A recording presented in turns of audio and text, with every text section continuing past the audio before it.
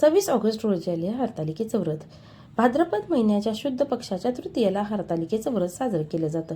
विवाहित स्त्रिया आपल्या पतीच्या दीर्घायुष्यासाठी तर अविवाहित मुली मनासारखा जोडीदार लाभावा यासाठी हे व्रत करत असतात. हरतालिके दिवशी तुम्हाला उपवास करायचा आहे आणि त्यासोबत एक छोटासा उपाय देखील करायचा आहे. हा उपाय केल्यामुळे तुमची कितीही कठीणातली कठीण इच्छा असू द्या ती 100% पूर्ण होणार. इच्छापूर्तीसाठी हा उपाय करायचा आहे. काय करायचं आहे? हरतालिके दिवशी तुम्ही शिवमंदिरामध्ये जायचं आहे. जाताना सोबत 1 लोटा जल, तुळशीच्या मंजिरी आणि 108 तांदळाचे दाणे घेऊन जायचं आहे. मंदिरामध्ये गेल्यानंतर शिवलिंगावरती 1 लोटा जल आणि तुळशीच्या मंजिरी अर्पण करायचे आहेत.